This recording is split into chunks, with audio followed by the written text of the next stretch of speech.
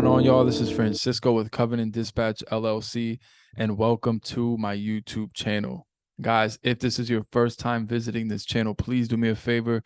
Right under this video, hit that like button so that this video can reach a more broader audience and help those who are looking for this information. Right next to that, hit the subscribe button. And then lastly, hit that notification bell so that you can be alerted for when we do post future videos. All right, guys, with that being said, I'm gonna jump right into this video because it's not a lot of information, but it can be if I'm a very detail oriented kind of guy. So if I don't jump right into it, I'll start to go off into a bunch of other details, and I just want to get straight to the point in this video. So the reason why I'm even making this video is actually an updated version of a video that we posted 2 years ago. It's actually the second video that we ever posted on our YouTube channel, and it's actually the most viewed video that we have. And I'll put it somewhere here in this one up on the screen, and then I'll also put the link for it in the description under this video. So the video in that video, we talked about what documents do you need as an independent freight dispatcher. So 9 times out of 10, if you came across this video, it's because you searched up independent freight dispatcher, independent freight dispatching, documents that you need, something along the lines of that. So we're going to just jump right into the documents that you need. And why is it important? It's important because if you don't have the right documents, then either you're going to operate extremely unorganized, which will reduce the effectiveness of your company as an independent freight dispatcher. And then also, if you're not careful, you could be operating illegally, and you don't want to be operating illegally. So we're going to jump right into the video and talk about documents that you need. Before I do that, though, guys, I have to do this because I did it in the last video.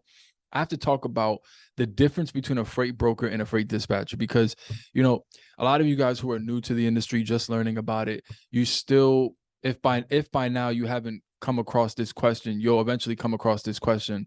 And that is, what is the difference between a freight broker and a freight dispatcher? And is it even legal to operate as one? I have to break the ice on this, because if I don't, nothing else will really make sense in this video as far as documents and stuff like that. So let's really break down the difference between a freight broker and a freight dispatcher and the legality of being a freight dispatcher. First of all, I want to say this.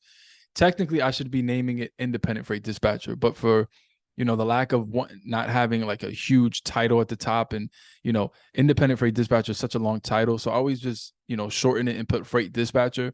But independent really makes the difference here, because an independent freight dispatcher is a company who operates essentially basically as an independent contractor. So you're not an employee, you don't work for a trucking company, you're an independent entity, a business, right? So you have to understand that, because everything else will make sense once you understand that. So what's the difference between a freight broker and a freight dispatcher, or an independent freight dispatcher? To really get the full understanding of the difference, we have to really analyze the process of a shipped load. So let's talk about it. Whenever a good or a product is being shipped, right? We have the product here, for example, right? Let's just say it's a load of like paper towels or whatever. Then you got the shipper. The shipper is the one shipping out this particular load shipment, right? Now, let's say the shipper needs to get a certain amount of pallets shipped out, right, of paper towels. What they're going to do is one or two things. And let me actually pull up my pen here so that way I can show you guys. A shipper is going to either deal directly with a carrier, right? That's a bad arrow, but it's good enough. They're going to deal directly with a carrier, or they're going to deal directly with a freight broker. Now, why would they deal with one over the other? And from my experience and my understanding and how the industry works, a shipper will deal directly with a carrier if usually they're a smaller shipper, or they have a department within their shipping company that's able to facilitate load shipments, right? But oftentimes you'll see shippers also dealing directly with the freight broker, because essentially what it does is it outsources their facilitation of any loads that are being shipped out. For example, if I'm a shipper and I'm shipping out a load to a carrier, if I'm dealing directly with the carrier, I have to keep up with that load, get estimated time of arrival, deal with the reference numbers, I have to deal with everything that goes into with that, shipping that load. But if I'm a shipper and I deal directly with a freight broker, like I said, I'm essentially outsourcing all of those operations to the freight broker. Now, what happens is the shipper and the freight broker, right, they'll come to an agreement for an amount or a rate, right? And I know that's a terrible looking money sign, but they'll both come to an agreement. Okay, this particular load needs to be shipped wherever. We'll, price it out at this much, right? So the shipper and the broker, they come into an agreement for that load, right? Then what happens next is the broker will reach out to a carrier, because a broker doesn't ship out, and I'm not going to get into the definitions, but if they're a non-asset based brokerage, freight brokerage, that means that they don't have a unit of or a fleet of trucks, which means they're just operating from their home or at an office. They literally just facilitate load shipments, but they don't have any carriers to actually run the freight. So the way that works is if they negotiate a load shipment with a shipper, they eventually need a carrier to actually ship that particular load, right? So what a broker would do is they'll come up to an agreement for a rate with the shipper for this particular load. Then they'll go and they'll look for a carrier to actually run that load, okay? So then that looks like this, right? The broker and the carrier also come to an agreement. Now, I can jump into the details of how that looks like, but that's not really what I want to get into. I want to just show you how a freight dispatcher fits into the picture. So it's usually shipper, freight broker, carrier. The shipper can deal directly with the carrier. Oftentimes they don't, and they deal with the broker, who then deals with the carrier, right? So the broker is just playing kind of like that middle ground to be able to make some money in the process of a load shipment. So what defines legally a freight broker? A freight broker has to be licensed under what's called the FMCSA. Now, the FMCSA, and here I'll put a text here because I don't have it here in the slide. The FMCSA is essentially the agency that governs interstate commodities, interstate commerce at a federal level, right? So they're the ones that hand out licenses and things like that, right? So here's the thing. A freight broker has to be licensed under the FMCSA to legally operate as what's called a freight forwarder.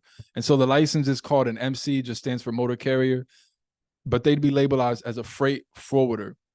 And the MC number is a number, right? And it gives them the ability to operate legally and making money in the process of any load shipment, right? And so it's also called operating authority. I'm going to put that there. All right, so they have to have a license as a freight forwarder. So they have to have their MC number. A freight broker also has to have, according to the FMCSA, they also have to have what's called a surety bond, right? So they have to have a surety bond. They have to have an operating authority. And let me erase some of these things here because I don't want them to carry into the next slide. The next thing they have to have, and let me move this out the way, is they have to have contingent cargo insurance. Now, that's just dependent upon the shipper that they deal with. But either way, these are some of the credentials that a freight broker has to have. So you might say, like, what does it have to do with a freight dispatcher? A freight dispatcher does not have to have any of that, right? They don't have to have any of these credentials. And the reason being is because they don't have to be licensed under the FMCSA. Now, for that very reason, there's a lot of, different opinions as far as the legality of a freight dispatcher. And we'll jump into that really quick in the next slide before we talk about the documents. But you have to understand this is how the freight dispatcher fits in the shipment of a load. So the freight dispatcher is the admin, and I'm using this term, I don't want to say loosely, but I'm using this term. This is the way I define it, right? The freight dispatcher, this is how they fit into the picture, is they operate as the admin rep, essentially, of a carrier. So you have the freight broker looking for a carrier to ship this particular load. But if I'm a freight dispatcher, I represent, as an admin, I represent this carrier, right? No different than, I'll give you guys an example. Let's say, for example, you have a company, right? And you want to implement a customer service as a part of your company, but you don't want to hire, an employee to do that. So what you can do is you can outsource customer service to another company. So that other company is going to basically represent the customer service division of your company, but they don't work for you. Essentially, as an employee, they don't work for you. So you basically outsource that responsibility to another company. It's the same thing a freight dispatcher does. You essentially, what the carrier will do is they'll outsource all of the back office admin work when it comes to paperwork, dispatching, filling out load tenders and things like that. They'll reach out to a freight dispatcher to handle that. So a freight dispatcher does not need any of this criteria, any of these credentials. I know that arrow looks a little jacked up, but you guys get what I'm saying, right? So what they do is they act basically as the middleman in the form of an admin rep between the freight broker and the carrier. Now we can talk about, can a freight dispatcher deal directly with a shipper? And to make it real simple and easy and not complicated, guys, no, a freight dispatcher cannot deal directly with a shipper. And we'll say that objectively, no. And that's just to keep you guys safe. Now, of course, there's ways that you can legally operate. And, I don't want to be the person to say those things here on this video and be responsible for you guys operating illegally. If you guys want to know more about a freight dispatcher dealing with a shipper, shoot me an email. I'll put the email in the description under this video, and I'll break down how you can actually legally do that. But for the sake of this video and giving you guys general information, the freight dispatcher, because they're not, because they don't have these credentials right here, they cannot deal directly with the shipper. They literally just represent the carrier and handle all of, the facilitation between the carrier and the broker. They handle all of that when it comes to the load shipment. So what does that look like? That means that the freight dispatcher is going to be in communication with the broker on behalf of the carrier. I'm talking about the freight dispatcher is going to go on the load board. He's going to find the broker. He's going to call him. He's going to try to get a good price for this shipment. And if they get a good price going, a good rate, I should say, and I know that money sign looks crazy.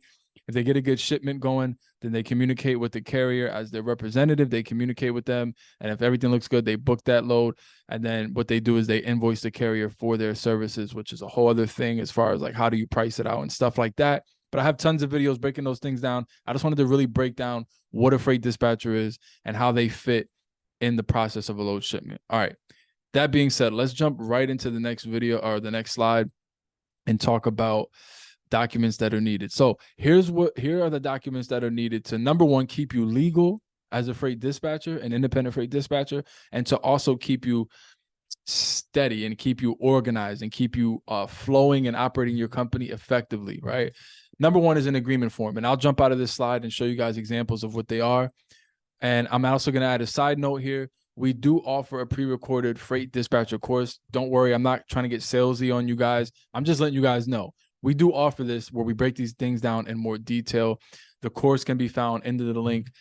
The link for our course can be found in the description under this video. And we have other trainings, coaching, and a bunch of other stuff, mentorship. All those things can be found in the description under this video, or shoot us an email if you want to know more about them, and we'll get you guys squared away, right? But an agreement form, you need that, right? And then we have a template in our course. That's why I made mention of our course. So in an agreement form, one of the 4 documents you're going to ask for is the COI, which is just an abbreviation for Certificate of Insurance. You're going to need the carrier's authority certificate. You're going to need the carrier's W-9. You're going to need the carrier's what's called NOA, which stands for Notice of Assignment. And the Notice of Assignment has to do with what's called a factoring company. Again, guys, bunch of information. We cover literally all of this stuff in our course. But I'm not trying to like push you to the course. I'm just saying, you want more details of this, shoot us an email. Maybe we can help you out just through email. But I know a lot of people, sometimes they need a step-by-step breakdown. Our course breaks it down from A to Z, step-by-step. So this is the form that you're going to send over to your carrier. So let's go back. Remember, the freight dispatcher represents the carrier. So if you're a freight dispatcher looking to make some money, you're going to have to find carriers that you can work for as an admin rep or represent as an admin rep. But remember, you're independent. So you have to come up with a contract or a form that would list you as someone who works with them, right? And that's what's going to also keep you legal. And we're going to talk about that. So the process of getting set up with them includes an agreement form. You need to send them an agreement form that gives all the documents that you need so that you can effectively book loads for them and represent them in the right way. Next thing is a broker list and a weekly report. Now I'll say this, right? The broker list and the weekly report, you don't necessarily need them, but we just recommend them, right? You don't need them, but we recommend them. Actually, I recommend them. I don't know if there's anybody else out there that recommend these 2 things. I don't even know anybody else that talks about them. I actually literally came up with these myself because they help me out and they help me stay organized. So you don't need them, but we recommend them, right? So let's actually jump right into what they kind of look like and how they help you out. So before we do that, why are these documents needed? Here's why. In order to keep yourself out of that legal trouble of operating as a freight broker without being licensed, you have to be legally defined as a bona fide agent. So let's read this really quick. Here's the FMCSA's guidelines on what constitutes a freight broker versus an agent versus a non-broker, right? So you want to make sure you're not in this, you're not being defined as this, because if you're being defined as a broker, that means you're operating without being licensed, and of course that's illegal. So let's talk about it, right? What's a bona fide agent? A bona fide agents are persons who are part of the normal organization of a motor carrier and perform duties under the carrier's directions pursuant to a pre-existing agreement. Let's stop there. If I was a trucking company and I needed to hire employees to handle all of our admin work, they need to be able to do certain things. They need to be able to operate in a certain way. And so because of that, the FMCSA says, okay, we'll outline them as what's called bona fide agents. So if you're a carrier that has an employee under your company and they need to book loads for you, they have to legally be able to book loads for you as an employee. So in order to differentiate a broker between a bona fide agent, that's why they have them outlined here. So as an independent freight dispatcher, in order for you to legally operate, you have to be legally defined as a bona fide agent. So what legally defines you as a bona fide agent?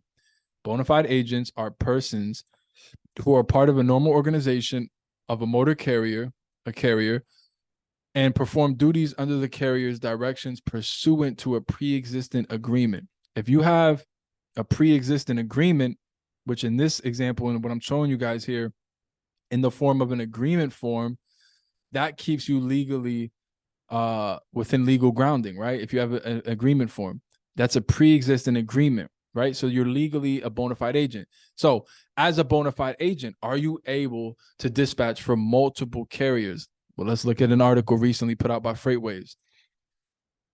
As for the definition of a bona fide agent, the FMCSA noted that multiple commenters included TIA, the National Industrial Transportation League, and the Small Business and Transportation Coalition contended that to be considered a bona fide agent, one can represent only one carrier. But the FMCSA disagrees. Now, mind you, the FMCSA gets the last say. They're the agency that governs all of this, right? The FMCSA disagrees, stating that representing more than one motor carrier does not necessarily mean one is a broker rather than a bona fide agent. In other words, a bona fide agent does not necessarily represent only one carrier. So what does that mean? If you are a freight dispatcher, an independent freight dispatcher with a pre-existing agreement, which is what is under the statutes that they have for the FMCSA, which is what this is. If you have that, you operate legally and there's nothing they can say or do, right? So now that we got through all of that, we got through the legality of it, we got through what an actual independent freight dispatcher does and how they operate within the process of a shipped load, let's jump into the actual examples of what these documents look like. The first one is an agreement form. Now I'm just going to skim through this really quick. This is a template that we provide on our course. And we also provide it on our startup kit. Again, guys, if you want to know about our online trainings, just shoot us an email. We'll get you over to the link, or just go to the link under this video and read more about it. I don't want to be super salesy on here, but I'll just give you guys a brief overview of what this looks like. An agreement form is a template. Remember, we talked about some of the different documents that you need from the carrier. You send this over to your carrier, and then this gives you this allows them to give you all the information that you need to properly represent them. And, it lists you as what's called a limited power of attorney, which is what we'll go over here. It allows for them to fill out the lanes in the states that they prefer, the lanes that they want to avoid, all the drivers they have, even if they only have one, a target rate, look like, hey, this is the rate they want to stay at, any additional comments they want to add. And then this is the limited power of attorney form where they sign it. That gives you the legal right to transfer loads, accept loads, discuss their accounts on behalf of them, invoice, all the things that you need to do in order to effectively operate. They're authorizing you to do that with their signature here in this limited power of attorney. So the next thing is a broker. Again, if you want to learn more about this, guys, shoot me an email. We cover these things in our course, but if you want to know outside of the course, shoot me an email. We'll try to get back to you the same day. If we don't, I like to respond to all emails at least within 24 hours. Broker list. Why is the broker list important? We elaborate more on this in other videos and stuff like that. But essentially, the reason why you want to have a broker list is when you're on the load boards looking for loads for your carrier, you want to write down the good brokers, right? The ones that you had good experiences with, the one that you got good rates from. You write their information down so that you can keep them on an email list.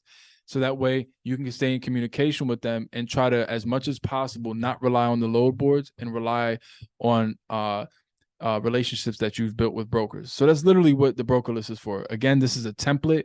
We provide this template on our dispatch course. Lastly is a weekly report.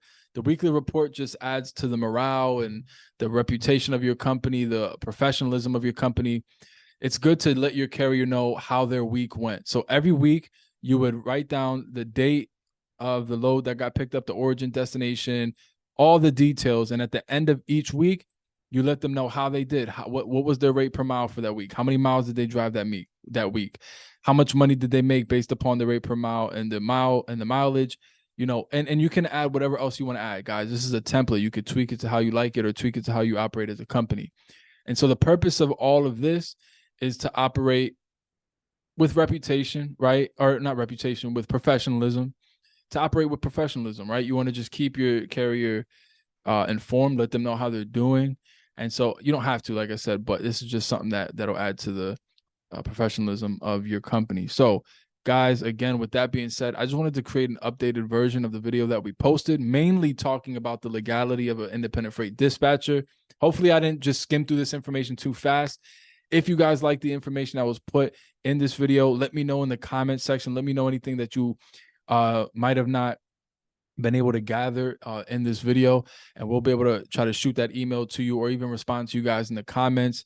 If you like this video, certainly give it a like I mentioned in the beginning. Other than that, guys, I'll see you in the next one. Put in the comments other topics you'd like me to discuss too, and I'll consider some of them and go from there. So guys, God bless you. I'll see you in the next video.